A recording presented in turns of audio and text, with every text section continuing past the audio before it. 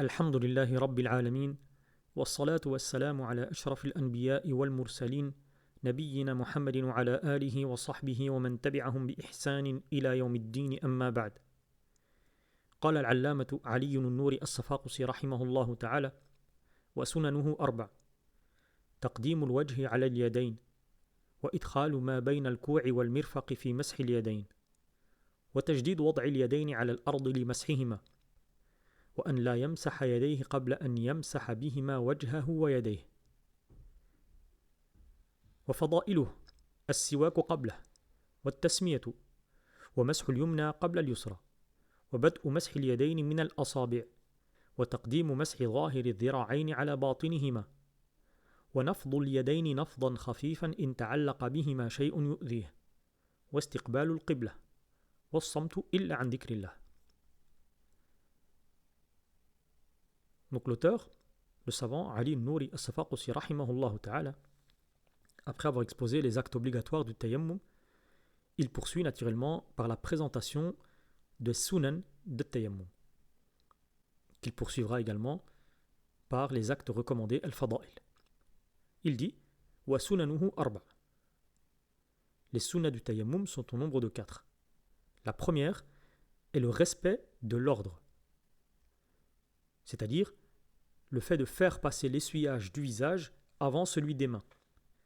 Et donc il s'agit ici de l'ordre mentionné dans le verset relatif au tayammum. Le fidèle commence donc par essuyer son visage avant d'essuyer ses mains. La deuxième sunna, il dit wa idkhalu ma bayna al-ku'i wal mirfaqi fi mashi al-yadayn. Donc elle consiste à inclure dans l'essuyage la partie comprise entre les poignets et les coudes. On avait déjà vu précédemment que l'acte obligatoire consiste à essuyer les mains jusqu'aux poignets. Quant à l'essuyage de la partie située entre les poignets et les coudes, il relève de la sunna. Par conséquent, si une personne se limite à essuyer ses mains jusqu'aux poignets, son tayammum demeure valide. Toutefois, selon l'opinion retenue dans le madhhab, il lui est recommandé de recommencer la prière tant que son temps n'est pas écoulé. Et cette répétition de la prière est une recommandation et non une obligation. Ensuite, il dit وَتَجْدِيدُ وَضْعِ الْيَدَيْنِ عَلَى الْأَرْضِ لِمَسْحِهِمَا. Donc la troisième sunna consiste à renouveler la pose des deux mains sur la terre afin d'essuyer les mains. Comme précédemment, l'auteur emploie l'expression وَضْعُ الْيَدَيْنِ, poser les deux mains, plutôt que le terme الضربة qu'on peut retrouver dans d'autres ouvrages de fiqh. La première pose des mains sur la terre est destinée à l'essuyage du visage, tandis que la seconde pose des mains est destinée à l'essuyage des mains. Ensuite, il dit وَأَنْ لَا يَمْسَحَ يَدَيْهِ قَبْلَ أَنْ يَمْسَحَ بِهِمَا وَجْهَهُ وَيَدَيْهِ. Donc la quatrième sunna consiste à ne rien essuyer avec les mains avant d'avoir justement essuyé avec celle-ci le visage puis les mains. Et cette sunna est désignée dans certains ouvrages de fiqh par l'expression naqlu ma ta'allaqa bil yadayn min ghubarin ila al-wajhi wal yadayn, le fait de transférer sur le visage et les mains les éléments demeurés sur les mains. Et donc l'objectif est que ces éléments recueillis lors du contact avec le sol soient utilisés pour l'essuyage rituel lui-même.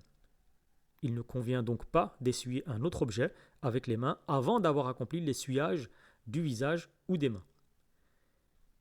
Et cette règle ne contredit pas un acte recommandé qui sera mentionné ultérieurement, à savoir le fait qu'une quantité importante d'éléments susceptibles de nuire au visage ou aux yeux ayant adhéré aux mains peuvent être légèrement écartés par le fait de secouer par exemple les mains.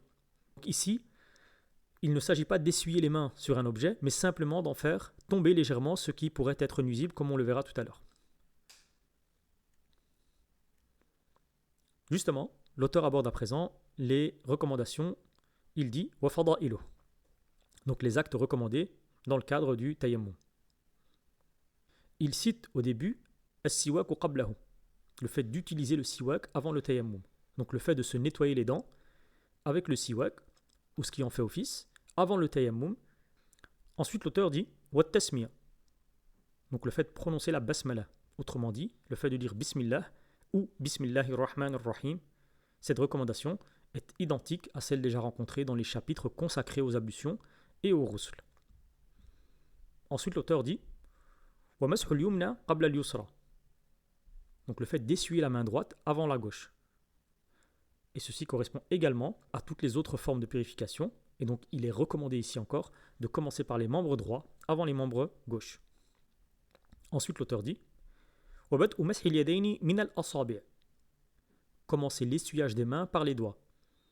Et cette recommandation correspond également à une notion qu'on avait déjà vue, al-bad'u bi muqaddam al-a'dha, le fait de commencer par l'avant du membre ou des membres. Donc ici, pour les mains, on débute par les doigts. Pour le visage, on commence par le haut du visage, à partir de la naissance habituelle des cheveux, comme dans les ablutions. Ensuite, l'auteur dit وَتَقْدِيمُ مَسْحِ ظَاهِرِ الذِّرَاعَيْنِ عَلَى بَاطِنِهِمَا. Commencez par essuyer la face externe des avant-bras avant leur face interne. On commence donc par essuyer la partie extérieure de l'avant-bras, depuis les doigts jusqu'au coude. Puis on revient en essuyant la face interne.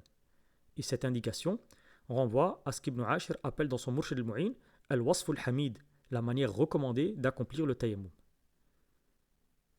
Ensuite, l'auteur dit وَنَفْضُ الْيَدَيْنِ نَفْضًا خَفِيفًا إِنْ تَعَلَّقَ بِهِمَا شَيْءٌ يُؤْذِيهِ.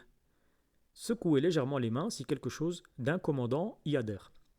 Lorsque de la poussière en quantité importante ou un élément susceptible de nuire au visage ou aux yeux adhère aux mains, il est recommandé de les secouer légèrement.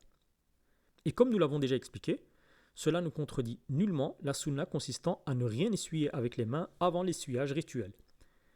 Il s'agit simplement d'éliminer ce qui pourrait causer un préjudice. Ensuite, l'auteur dit Wastiqbal al-qibla, le fait de se tourner vers la Kaaba. Donc il est recommandé d'accomplir le tayammum en étant orienté vers la qibla. As-samtu illa an dhikrillah, le fait de garder le silence en dehors de l'évocation d'Allah. Et cette recommandation est identique à celle déjà mentionnée pour les ablutions et le ghusl. Donc le fidèle évite les paroles inutiles et réserve sa langue à l'évocation d'Allah subhanahu wa ta'ala. Wallahu ta'ala alam, wa sallallahu sallam ala nabina Muhammadin wa ala alihi wa sahbihi ajma'in, wa akhiru da'wana anil hamdulillahi rabbil alamin.